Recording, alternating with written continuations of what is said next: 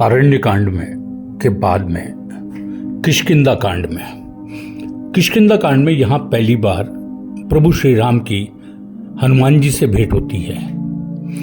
यहीं से क्रम शुरू होता है और बाली के वध तक के प्रसंगों के बीच में बाली और भगवान श्री राम के बीच में बातचीत, श्री राम और सुग्रीव जी के बीच में बातचीत और भगवान राम और उनके प्रिय भक्त हनुमान जी के बीच में बातचीत का जिक्र है। श्री राम अपने छोटे भाई लक्ष्मण से पंपा सरोवर पर सीता की खोज में भटक रहे थे। तभी हनुमान जी साधु वेश में आए और मधुर वाणी में उनसे कहा और पूछा, आप कौन हैं? जिनका तेज सूर्य जैसा है, मुख शांति से भरा है। राम ने कहा, देखो लक्ष्मण, इस वानर की भाषा कितनी मधुर है, इसके वाक्य कितने शुद्ध और विचार के कितने स्पष्ट हैं। इसका हृदय धर्म और विद्या से भरा है। भगवान राम ने कहा, हे वानर श्रेष्ठ, तुम्हारी वाणी ने मुझे मोहित किया है। तुम में ज्ञान, विनम्रता और शील तीनों है। मैं तुम्हें मित्रता का प्रस्ताव देता हूं, स्वीकार करो। और यूं कहूं तो मैं तुम्हें मित्र मान चुका। हम अक्सर लोगों को आज के परिप्रेक्ष्य में उसके पहनावे, स्थिति या पृष्ठभूमि से आंकते हैं और हमेशा धोखा खा जाते हैं। असली पहचान व्यक्ति के कर्म और विचारों से होती है, न कि उसके बाहरी रूप से। स्पष्ट और नम्र वाणी ही भरोसे और रिश्ते की असली नींव होती है। भगवान श्री राम और हनुमान जी के बीच में बातचीत हुई। दोनों के बीच में मित्रता का प्रस्ताव था, वो स्वीकार हो गया। और दोनों के बीच में ये बात थी कि किस तरीके से उनकी वाणी, उनकी विनम्रता, उनके गुणों के कारण प्रभु श्री राम ने हनुमान जी को स्वीकार किया। हनुमान जी के जरिए ही अब बात आगे बढ़ती है, क्योंकि भगवान राम को लंका जीतनी है और मां सीता को वापस लेके आना है। उसमें सुग्रीव की अहम भूमिका है। अब हनुमान जी ने भगवान श्री राम को सुग्रीव जी से मिलवा दिया। श्री राम ने कहा, अपनी पत्नी सीता को रावण से मुक्त कराने निकला हूं। सुग्रीव यह सुनकर प्रभु से बोले,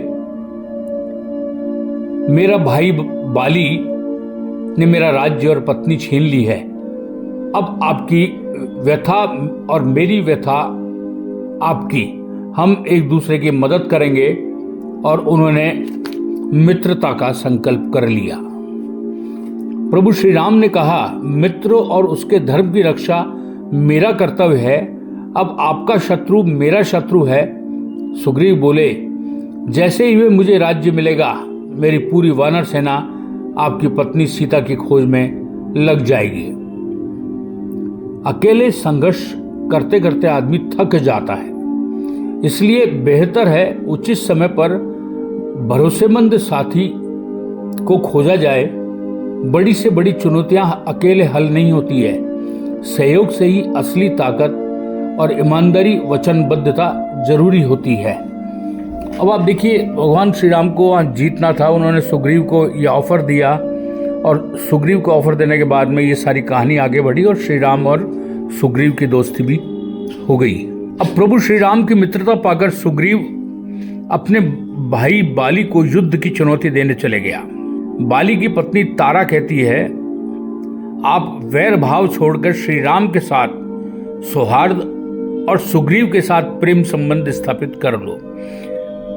बाली की पत्नी बाली से कह रही है कि ये सब छोड़ो, प्रभु की शरण में जाओ, सुग्रीव से अपना जो भाई वाला नाता है उसको मजबूत करो।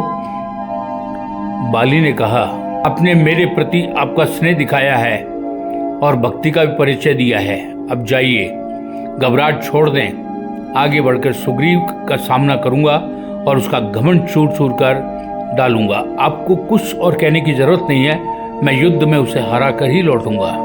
अहंकार जब हो जाता है, जिसमें अपनों की बात भी नहीं सूझती है, तब अक्सर इस अहंकार के कारण ही सब कुछ इंसान खो देता है, क्योंकि अहंकार और संघर्ष के बजाय संवाद और सलाह का रास्ता अपना लिया जाए तो सारी प्रॉब्लम खुद ब खुद सॉल्व हो जाती है। अब यहाँ बाली ने खूब समझाया माँ तारा ने, लेकिन उसके समझ में नहीं आया और उसका अहंकार जो था वो उसको झुकने नहीं दे रहा था। और ये अहंकार ही, अब आप देखिए, बाली अपने छोटे भाई की पत्नी सुग्रीव की जो पत्नी है उसको ही हर कर ले गया और उसको राज्य से बाहर कर दिया, उसका जो सारा राज्य था वो छीन लिया।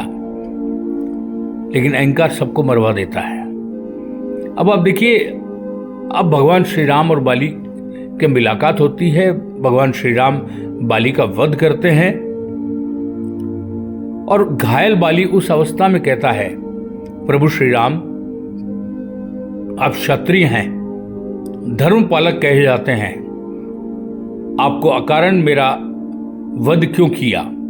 यह धर्म और शौर्य के विरुद्ध है। मेरी शत्रुता तो सुग्रीव से थी, आप क्यों बीच में आए? प्रभु बड़ी विनम्रता से कहते हैं, हे बाली, आपने भाई की पत्नी को छीनकर धर्म का उल्लंघन किया है।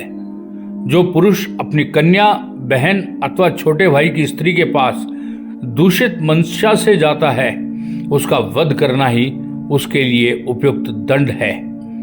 मैं अयोध्या का राजकुमार हूं, अधर्मी को दंड मेरा राजधर्म है। कहने का आशय, शक्तिशाली व्यक्ति भी धर्म के विरुद्ध है तो उसे भी दंड देना चाहिए, अन्यथा किसी के साथ भी हो, धर्मनिष्ठ व्यक्ति का कर्तव्य है कि वो इसका जवाब दे। अब देखिए, किष्किंधा कांड में भगवान प्रभु को माँ सीता की खोज में जाने से पहले दो कोहिनूर मिले। एक मिले हनुमान जी महाराज, दूसरे मिले सुग्रीव जी।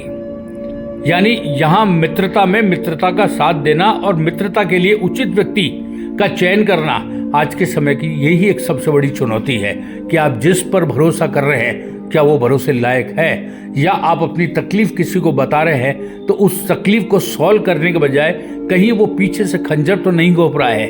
सवाल यही है। अब आप देखिए, दूसरे की पत्नी का हरण करना, यानी बाली ने तो रिश्तों को तार तार कर दिया, अपने छोटे भाई की पत्नी को ही हर लिया, जो समाज में आज हम रोज देख रहे हैं। यह मति भ्रष्ट का एक उदाहरण भी है और यह अपने बल का अहंकार भी है। बाली इस तरीके का अहंकार नहीं करता तो प्रभु श्री राम के हाथों मारा नहीं जाता। बहरहाल, आज के जीवन में, आज के समय में, आज की परिस्थिति में हमें इन सब चीज़ों का ध्यान रखेंगे तो ही हम राम के बताए पथ पर चल सकेंगे और अपने जीवन को राममय कर सकेंगे, अपने घर को अयोध्या बना सकेंगे। यही है किष्किंधा कांड।